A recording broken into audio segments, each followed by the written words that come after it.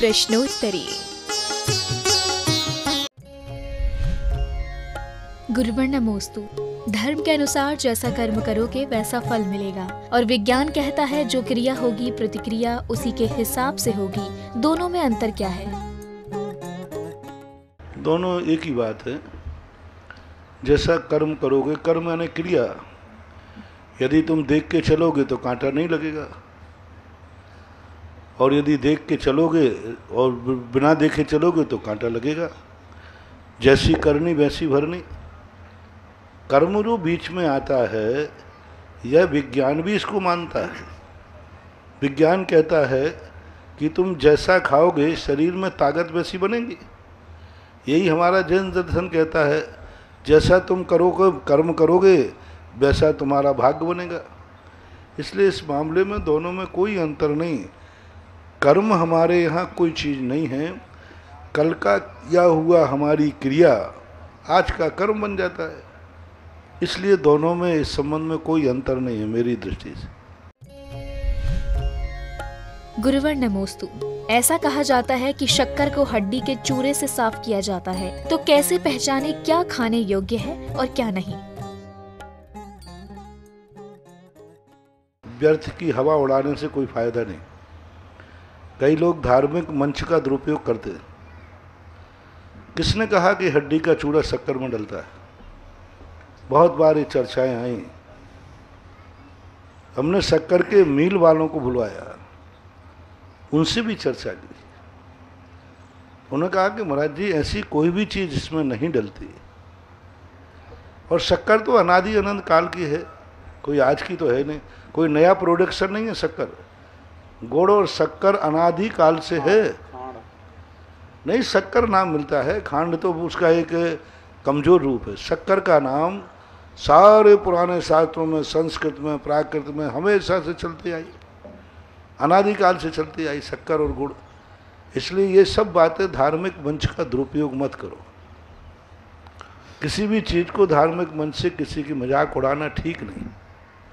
आप ये कह सकते हो कि आजकल के जो फास्ट फूड्स वगैरह हैं, कितनी पारदर्शिता है, कितनी पारदर्शिता है। सरकार ने नियम बना दिया कि संसार व्यक्ति से धोखा मत करो, इसमें क्या क्या डला है उस पर छापो। छापते हरा और लाल चिन्ह का जो डिवाइडेशन किया था वो कर दिया। अब तुम पढ़ो ही नहीं और खाए जाओ, तो ये गलती किसकी है? जब संसार में दो प्रोडक्शन हैं, दोनों खाने वाले हैं, तो कंपनी तो निकालेगी। अब आपको खुद पढ़ना नहीं आता या पढ़ना नहीं चाहते हैं तो ये आपकी बात है, ऐसा बात नहीं है। शक्कर आदि में ऐसे कोई दुर्गुण हमें सुने। यदि आपके पास प्रूफ है तो कृपया करके प्रूफ लाइए, और प्रूफ नहीं है और कोई शक्कर वाले कंपनी वाला तुम्हारे ऊपर क्लेम कर सकता है कि आपने शक्कर को बदनाम करने की साजिश क्यों रची। हाँ, इसलिए बिना प्रूफ के कोई चीज़ नहीं भेजें। प्रूफ लाइए, कंपनी का लाइए, गवर्नमेंट का लाइए। आज नेटवर्क है सब चीज़ का। शक्कर में क्या क्या चीज़ें डलती हैं वो सब लिखा हुआ है।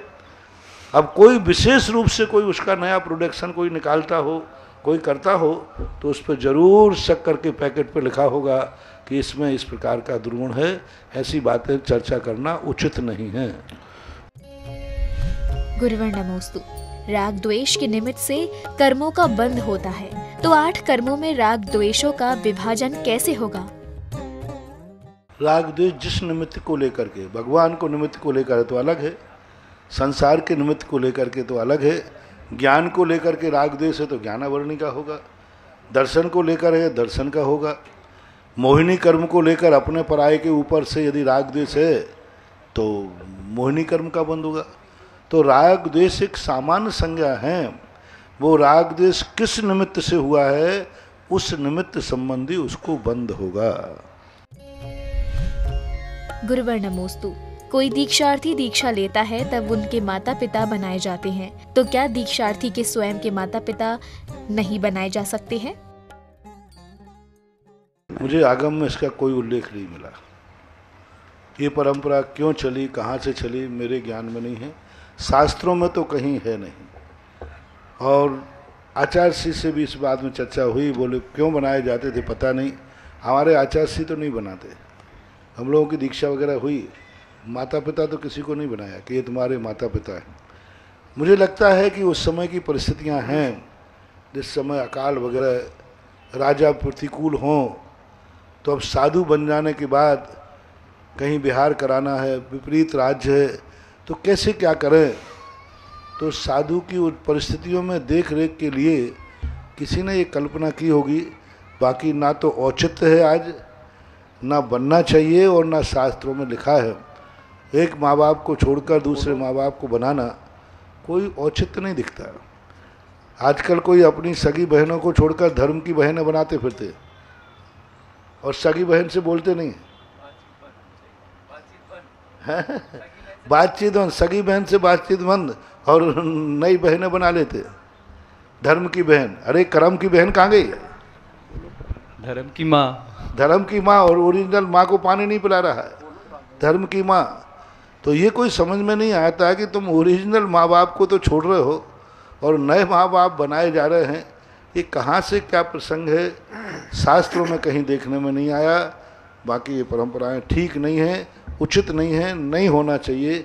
फिर भी कहीं होता है तो मैं उस संबंध में कुछ भी नहीं बोल सकता। गुरुवर नमोस्तु।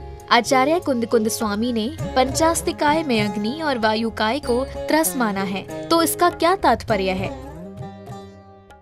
त्रस का अर्थ होता है जो व्यक्ति अपने मूल स्थान से छोड़ करके बहता है। जैसे वैक्रिय समुद्घात जो होता है, वायु चलती फिरती रहती है। त्रस का अर्थ होता है चलना फिरना।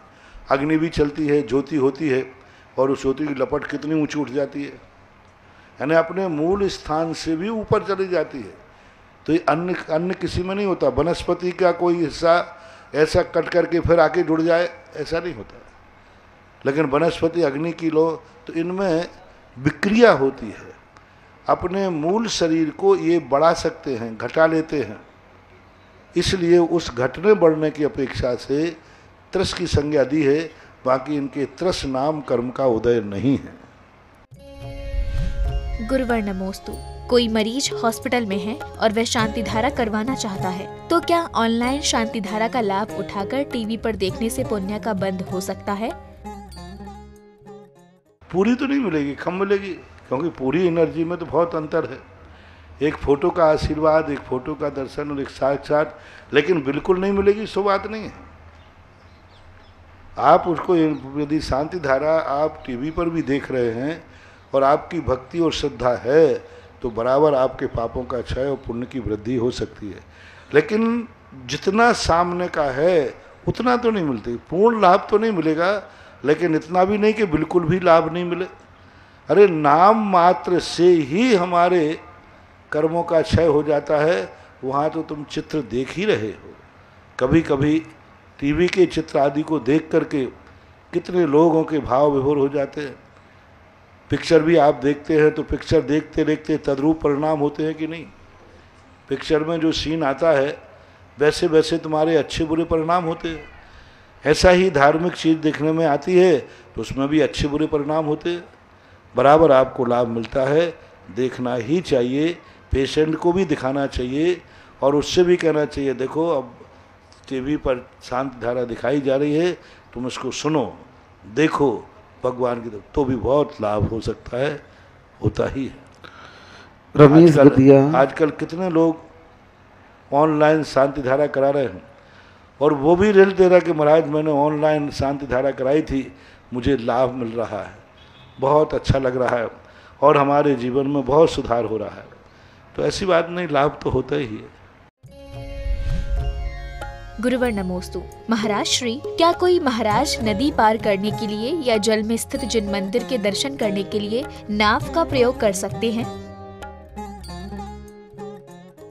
नहीं लेना चाहिए, ऐसा आगम में कोई उल्लेख नहीं। हाँ, नाव का पुल बना दो, नाव चलना नहीं चाहिए। जैसे मान लो नदी में पानी है तो आप नाव को 10 नाव इकट्ठी कर दीजिए और एक पुल बना दीजिए, उन नाव के ऊपर से चल के जा सकते। नाव न चले, नाव के ऊपर चल सकते हो। जैसे कई बार ऐसा होता है, कई बार ऐसी बड़ी नदियाँ पड़ जाती हैं तो नाव के पुल बना देते हैं और नाव के पुल से कई बार चल जाते हैं। लेकिन नाव में चलना चाहिए ऐसा उल्लेख ना कोई महान आचार्यों के संबंध में सुनने में आया, ना मुझे आगम में लिखा। चलते हुए यंत्र पर साधु नहीं बैठेगा, चाहे वो जमीन पे चलाओ, चाहे वो जल में चलाओ और चाहे आकाश में चलाओ। आकाश में भी चलने वाले प्लेन में कल के दिन नाव में बैठ सकते हो, तो फिर महाराज जी प्लेन में बैठने में क्या बाधा है, वो तो हवा में उड़ रहा है। नहीं, चलते हुए यान में, यंत्र में साधु नहीं बैठेगा। जब चालू वो यंत्र चल रहा है तब नियम से विराधना है, क्योंकि साधु अपने लिए किसी भी यंत्र को ना आकाश में चलवाएगा और ना उसके निमित्त से चलना चाहिए। हाँ, यदि स्थिर कर दिया जाए तो उन पैर रखता हुआ निकल सकता है। कई बार ऐसे मौके आए। एक बार आचार्य श्री के संघ को भी मौका आया था, नर्मदा नदी पार करने की बात थी, तो नाव का पुल बनाया गया था। नाव पर एक बार मेरे जीवन में भी आया, नर्मदा पार करने के लिए भेड़ा घाट पर, वहाँ पर 30-40 नाव बिछा दी गई, नाव से नाव जोड़ दी गई, ऐसे खड़ी कर दी गई और नाव पर से चल करके निकले। वो एक पुल है, लेकिन नाव चल रही हो और पतवार चल रही हो, ऐसी नाव पर नहीं बैठना चाहिए, साधु को ठीक नहीं। गुरुवर नमोस्तु। गौशाला आदि में दान करने से कितना पुण्य मिलेगा? देखो, जैन दर्शन अहिंसा प्रधान धर्म है। दया बड़ों पर नहीं, छोटों पर की जाती है। दया पुण्यहीनों पर की जाती है। और दया वो धर्म है, आज इस समय पशुओं को बचाना बहुत बड़ा कर्तव्य है। दिगंबर जैन धर्म ने सबसे पहले कहा, जो समर्थ हैं उनको मत बचाओ, जो असमर्थ हैं उनको बचाओ। इसलिए मैंने प्रातःकाल कहा था, साधु पीछे लेता है बड़ों को बचाने के लिए नहीं, कीड़ों को बचाने के लिए, कोई जीव न मर जाए पैर से। तो इस प्रकार के आज जो वर्तमान में पशुओं के साथ दुर्व्यवहार हो रहा है, अत्याचार हो रहा है, ऐसे मौके पर जो बचा रहा है उसके लिए महान पुण्य का कार्य है। जब एक साधु, ओहो क्या बात है महानुभाव, भगवान महावीर ने इतने बड़े साधु जो तुम जगत पूज मानते हो, एक चींटी के लिए झुका दिया। दिगंबर साधु कहीं झुकता नहीं है, कहीं नहीं झुकता, लेकिन किसके लिए झुक गया? एक चींटी के लिए झुक करके बचाने लगा। इतनी बड़ी शक्ति एक चींटी को झुक रही है, तो आप लोगों को तो एक गाय को बचाने के लिए झुकना है, तो आपका तो बहुत बड़ा है। जब साधु एक चींटी को झुक सकता है, एक चींटी के प्राण बचाने के लिए इतनी बड़ी पिछी रख सकता है, तो फिर गाय तो बहुत बड़ा संगी पंचेंद्री जीव है, और गाय के तो भारत के लिए बहुत गुण हैं। इसलिए गायों का जो अभय दान है, ये बहुत बड़ा अभय दान के अंतर्गत आता है। और गाय तो छोड़ो, लोगों ने सांप को बचाया पारसनाथ ने, और सांप को बचाने के बाद उसके बाद वो धरणन पद्मावती बन करके उनकी रक्षा की। जब भी तुम किसी जीवों को बचाते हो तो ये नियम से कभी ना कभी तुम्हारे ऊपर इस उपकार का बदला झुकाने आएंगे, और कभी तुम्हारी सुरक्षा में ये साधन बन जाएंगे। जब हम किसी को नहीं सुरक्षा किए तो हमारी भी कौन सुरक्षा करेगा? पारसनाथ यदि नाग नागिन की सुरक्षा नहीं करते तो फिर किसी भी हालत में कोई भी उनकी सुरक्षा करने वाला नहीं था, पिटते रहते, उपसर्ग होता रहता। कई लोग कहते, महाराज जी मुझे पिटता रहा, चौराहे पर सब लोग खड़े देखते रहे, कोई बचाने नहीं आया। महाराज मैं गाड़ी के नीचे दबा रहा, गाड़ियां निकलती रहीं, किसी ने मुझे बचाने का प्रयास नहीं किया। क्यों करेगा? तुमने किसी को बचाया है तो बचाएगा। जब तुमने किसी को नहीं बचाया तो कौन तुम्हें बचाएगा? इसलिए ऐसी घटनाएं घटती हैं, कोई बचाने वाला नहीं रहता। क्यों नहीं रहता? क्योंकि हमने कभी किसी को नहीं बचाया। इसलिए महानुभाव, पशुओं को, गाय को इसलिए नहीं बचाना कि उनको बचाना है, इसलिए बचा लो कि कल तुम्हें भी बचना है, और कोई बचाने के लिए तुम्हारा अभी कोई हाथ पकड़ के तुम्हें बचा लेवे। यही गुरुवर नमोस्तु। गुरुदेव, हम शांति धारा देखते हैं तब शांति धारा करने का भाव आता है, ऐसा हर बार क्यों आता है? बाहर पोस्टर को देख करके अंदर टाकीज में जाने का भी तो भाव आता है। सैंपल बाहर पोस्टर देखा, टाकीज में भाव आने का, सैंपल देख करके भाव व्यक्ति का ऑर्डर देने का हो ही जाता है। ये कोई नई चीज़ नहीं है, ये मन है व्यक्ति का। जब किसी चीज़ को देखता है तो उसका मन होता है कि जब बाहर इतना अच्छा है तो अंदर कितना होगा। आप लोगों ने भजन भी बनाया है, तेरी प्रतिमा इतनी सुंदर, तू कितना सुंदर होगा। मन करता है कि भगवान जब तेरी मूर्ति के सामने बैठकर इतनी शांति, इतना आनंद मिल रहा है, और जिस दिन तू मिल जाएगा उस दिन मेरे आनंद का क्या पार होगा। ऐसा भाव आता ही है, स्वाभाविक। गुरुवर नमोस्तु। जहाँ एक ओर सामान्यता है किसी विधवा या अकेली महिला को विधान पूजन करने की अनुमति नहीं, जबकि जो नामी स्त्रियां होती हैं वे बहुत बड़े बड़े आयोजन कर लेती हैं। ऐसा क्यों? महिलाओं को धार्मिक कार्यों में इसलिए गौण किया जाता है क्योंकि धर्म ये चाहता है कि महिला सदा संरक्षणी रहे, और वो ये प्रयास किया जाता है कि जिससे तुम्हारे साथ तुम्हारा पिता हो, तुम्हारी माँ हो, भाई हो, पिता हो, स्त्री को सदा पुरुष का संरक्षण चाहिए। इसलिए धार्मिक स्थानों पर उनको स्थान दिया जाता है कि इन महिलाओं को सदा किसी न किसी की छाया बनी रहे। महिला पुरुष विहीन परेशानी का कारण बन जाती है।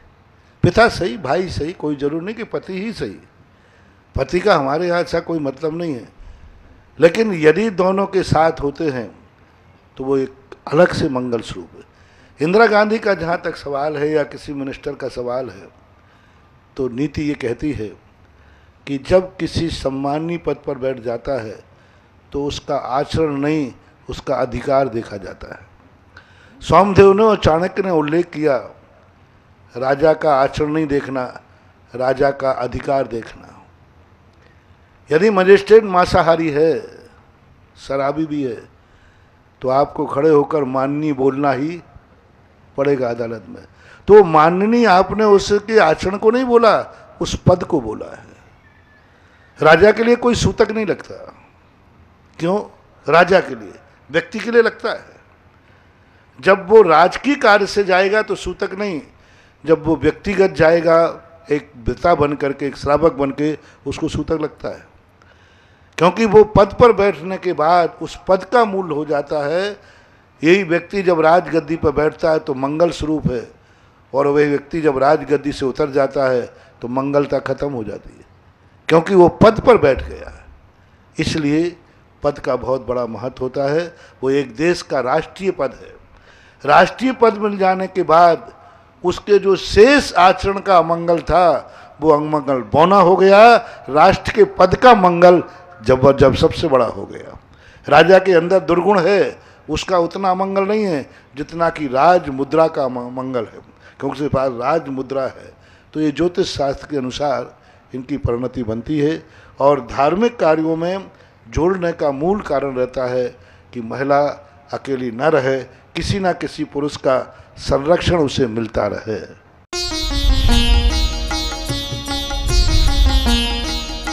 सुधा प्रश्नोत्तरी।